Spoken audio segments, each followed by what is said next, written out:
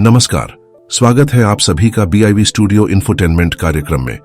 मैं हूं आप सभी का दोस्त आनंद, जहां हर ध्वनि में छुपा है संस्कृति का स्वर और हर लफ्ज में बसी है भारत की चेतना।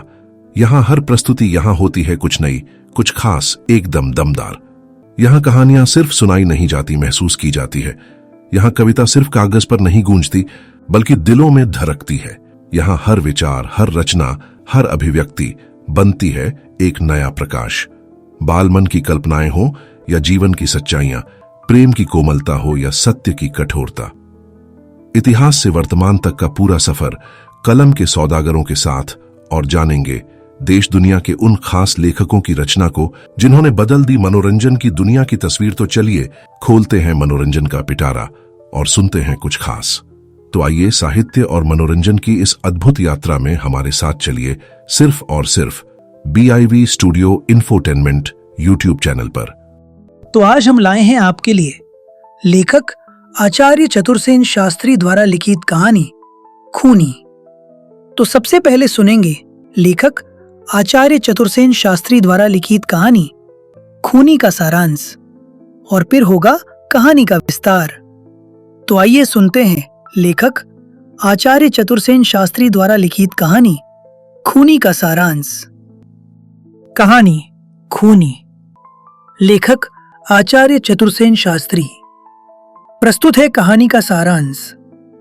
यह कहानी एक गुप्त क्रांतिकारी संगठन के सदस्य के दृष्टिकोण से लिखी गई है। कथाकार एक युवक से मिलता है जो धीरे धीरे उसका बेहद करीबी मित्र बन जाता है। दोनों के बीच गहरा स्नेह और विश्वास पैदा हो जाता है, यहां तक कि वे एक दूसरे के बिना रह नहीं पाते। युवक एक जमींदार का इकलौता बेटा है, जिसका परिवार भी कथाकार को अपनाता है। एक दिन संगठन के नायक कथाकार को एक गुप्त मिशन के लिए बुलाते हैं। सभा में उसे बिना कोई प्रश्न पूछे आदेश का पालन करने की शपथ दिलाई जाती है। फिर उसे एक पिस्तौल दी जाती है और जिस व्यक्ति को मारने का आदेश मिलता है वह कोई और नहीं बल्कि उसका वही प्रिय मित्र होता है। यह सुनकर भी वह अपने कर्तव्य और नियमों के कारण भावनाओं को दबाकर आदेश मानने के लिए तैयार हो जाता है। तो अभी आपने सुनी लेखक आचार्य चतुरसेन शास्त्री द्वारा लिखित कहानी खूनी का सारांश, और अब कहानी विस्तार से। प्रस्तुत है कहानी खूनी। लेखक है आचार्य चतुरसेन शास्त्री। उन दिनों हुतात्मा श्री गणेश शंकर विद्यार्थी जेल में थे, तभी प्रताप में यह कहानी छपी थी। पढ़कर उन्होंने लेखक को एक कार्ड लिखा था। उसमें केवल एक ही वाक्य था, खूनी से प्रताप धन्य हो गया। इन बातों को आज अनेक बरस हो गए होंगे। लेखक तब गुरुगरिमापूर्ण आचार्य न थे, उत्तप्त अंगारों पर नृत्य करने वाले कलाकार थे। गांधी जी के अहिंसा तत्व का तब जन्म ही हुआ था, और इस कहानी के लेखक ने गांधीवाद पर अपनी अप्रतिम रचना सत्याग्रह और असहयोग रची ही थी, जो उन दिनों गीता की भांति पढ़ी जा रही थी। क्रांतिकारियों के आए दिन आतंकपूर्ण साहसिक कार्य सुन पड़ते थे। किसी कलम के धनी का और सरस्वती के वृद्ध पुत्र का यह साहस न था कि उनके आतंकवाद की ओर अंगुली भी उठाए।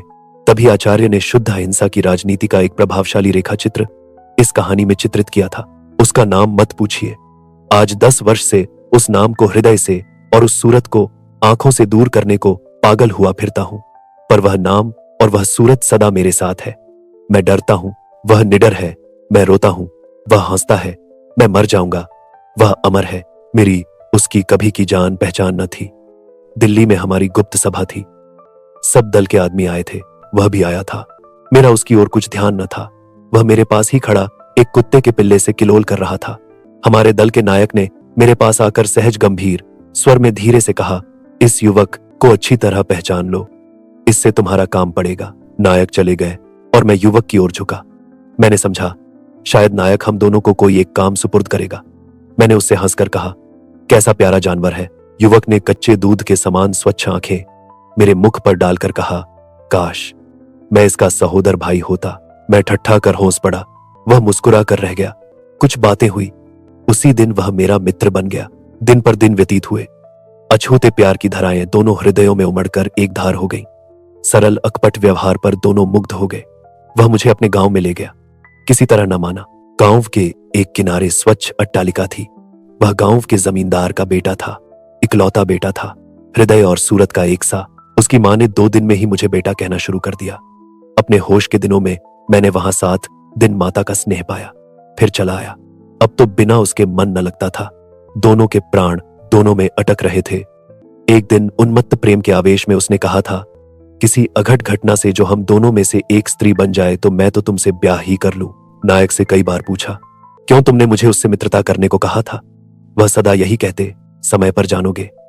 गुप्त सभा की भयंकर गंभीरता सब लोग नहीं जान सकते। नायक मूर्तिमान भयंकर गंभीर थे। उस दिन भोजन के बाद उसका पत्र मिला है। वह मेरी पॉकेट में अब भी धरा है, पर किसी को दिखाऊंगा नहीं। उसे देखकर 2 सांस सुख से ले लेता हूं। आंसू बहाकर हल्का हो जाता है। किसी पुराने रोगी को जैसे कोई दवाई खुराक बन जाती है, मेरी वेदना को भी यह चिट्ठी खुराक बन गई है। चिट्ठी पढ़ भी न पाया था। नायक ने बुलाया। मैं सामने सरल स्वभाव खड़ा हो गया। 12 प्रधान हाजिर थे। सन्नाटा भीषण सत्य की तस्वीर खींच रहा था। मैं एक ही मिनट में गंभीर और दृढ़ हो गया। नायक की मर्म भेदनी दृष्टि में नेत्रों में गड़ गई, जैसे तप्त लोहे के तीर आंख में घुस गए हो।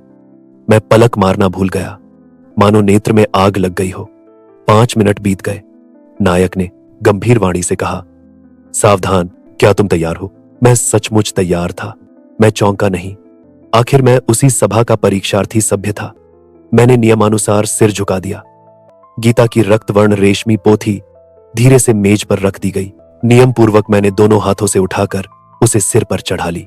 नायक ने मेरे हाथ से पुस्तक ले ली। क्षण भर सन्नाटा रहा। नायक ने एकाएक उसका नाम लिया और क्षण भर में नली पिस्तौल मेज पर रख दी। वह 6 अक्षरों का शब्द उस पिस्तौल की 6 गोलियों की तरह मस्तक में घुस गया, पर मैं कंपित न हुआ। प्रश्न करने और कारण पूछने का निषेध था। नियम पूर्वक मैंने पिस्तौल उठाकर छाती पर रखी और स्थान से हटा। तत्क्षण मैंने यात्रा की। वह स्टेशन पर हाजिर था। अपने पत्र और मेरे प्रेम पर इतना भरोसा उसे था। देखते ही लिपट गया। घर गए। 4 दिन रहे। वह क्या कहता है, क्या करता है, मैं देख सुन नहीं सकता था। शरीर सुन्न हो गया था। आत्मा दृढ़ थी। हृदय धड़क रहा था, पर विचार स्थिर थे। चौथे दिन प्रातःकाल जलपान करके हम स्टेशन पर चले। तांगा नहीं लिया। जंगल में घूमते जाने का विचार था। काव्यों की बढ़ बढ़कर आलोचना होती चलती थी। उस मस्ती में वह मेरे मन की उद्विग्नता भी न देख सका। धूप और खिली, पसीने बह चले। मैंने कहा, चलो कहीं छांव में बैठे। घनी कुंज सामने थी। वहीं गए। बैठते ही जेब से 2 अमरूद निकालकर उसने कहा, सिर्फ 2 ही पके थे, घर के बगीचे के हैं, यहीं बैठकर खाने के लिए लाया था। एक तुम्हारा, एक मेरा। मैंने चुपचाप अमरूद लिया और खाया। एकाएक मैं उठ खड़ा हुआ। वह आधा अमरूद खा चुका था। उसका ध्यान उसी के स्वाद में था। मैंने धीरे से पिस्तौल निकाली, घोड़ा चढ़ाया और कंपित स्वर में उसका नाम लेकर कहा, अमरूद फेंक दो और भगवान का नाम लो, मैं तुम्हें गोली मारता हूं। उसे विश्वास न हुआ। उसने कहा, बहुत ठीक, पर इसे खा तो लेने दो। मेरा धैर्य छूट रहा था। मैंने दबे कंठ से कहा, अच्छा खा लो। खाकर वह खड़ा हो गया। सीधा तनकर फिर उसने कहा, अच्छा मारो गोली। मैंने कहा, हंसी मत समझो, मैं तुम्हें गोली ही मारता हूं, भगवान का नाम लो। उसने हंसी में ही भगवान का नाम लिया और फिर वह नकली गंभीरता से खड़ा हो गया। साथियों, अगर आपको यह कार्यक्रम पसंद आ रहा है तो आप हमारे चैनल को जल्दी से लाइक और सब्सक्राइब कर दीजिए। आपके लाइक और सब्सक्राइब से हमें बहुत हिम्मत मिलती है। तो BIV studio infotainment YouTube channel को लाइक और सब्सक्राइब करते रहें। हम आपको इसी तरह मनोरंजन से भरपूर रोचक साहित्य सुनाते रहेंगे। तो साथियों, आगे बढ़ते हैं और सुनते हैं कार्यक्रम का शेष भाग। मैंने एक हाथ से अपनी छाती दबाकर कहा, ईश्वर की सौगंध, हंसी मत समझो, मैं तुम्हें गोली मारता हूं। मेरी आंखों में वही कच्चे दूध के समान स्वच्छ आंखें मिलाकर उसने कहा, मारो। एक क्षण भर भी विलंब करने से मैं कर्तव्य विमुख हो जाता। पल पल में साहस डूब रहा था। दनादन 2 शब्द गूंज उठे। वह कटे वृक्ष की तरह गिर पड़ा। दोनों गोली छाती को पार कर गई। मैं भागा नहीं। भय से इधर उधर मैंने देखा भी नहीं, रोया भी नहीं। मैंने उसे गोद में उठाया, मुंह की धूल पोंछी, रक्त साफ किया। आंखों में इतनी ही देर में कुछ का कुछ हो गया था। देर तक के लिए बैठा रहा, जैसे मां सोते बच्चे को जागने के भय से लिए निश्चल बैठी रहती है। फिर मैं उठा, ईंधन चुना, चिता बनाई और जलाई। अंत तक वहीं बैठा रहा। 12 प्रधान हाजिर थे। उसी स्थान पर जाकर मैं खड़ा हुआ। नायक ने नीरव हाथ बढ़ाकर पिस्तौल मांगो। पिस्तौल दे दी। कार्य सिद्धि का संकेत संपूर्ण हुआ। नायक ने खड़े होकर वैसे ही गंभीर स्वर में कहा, 13वें प्रधान की कुर्सी हम तुम्हें देते हैं। मैंने कहा, 13वें प्रधान की हैसियत से मैं पूछता हूं कि उसका अपराध मुझे बताया जाए। नायक ने नम्रतापूर्वक जवाब दिया, यह हमारे हत्या संबंधी षड्यंत्रों का विरोधी था। हमें उस पर सरकारी मुखबिर होने का संदेह था। मैं कुछ कहने योग्य न रहा। नायक ने वैसी ही गंभीरता से कहा, नवीन प्रधान की हैसियत से तुम यथेच्छ एक पुरस्कार मांग सकते हो। अब मैं रो उठा। मैंने कहा, मुझे मेरे वचन फेर दो, मुझे मेरी प्रतिज्ञाओं से मुक्त करो। मैं उसी के समुदाय का हूं। तुम लोगों में नंगी छाती पर तलवार के घाव खाने की मर्दानगी न हो तो तुम अपने को देशभक्त कहने में संकोच करो। तुम्हारी इन कायर हत्याओं को मैं घृणा करता हूं। मैं हत्यारों का साथी, सलाही और मित्र नहीं रह सकता। तुम 13वीं कुर्सी को जला दो। नायक को क्रोध न आया। 12 प्रधान पत्थर की मूर्ति की तरह बैठे रहे। नायक ने उसी गंभीर स्वर में कहा, तुम्हारे इन शब्दों की सजा मौत है, पर नियमानुसार तुम्हें क्षमा पुरस्कार में दी। मैं उठकर चला गया। देश भर में घूमा, कहीं ठहरा नहीं। भूख प्यास, विश्राम और शांति की इच्छा ही मर गई दिखती है। बस अब वही पत्र मेरे नेत्र और हृदय की रोशनी है। मेरा वारंट निकला था।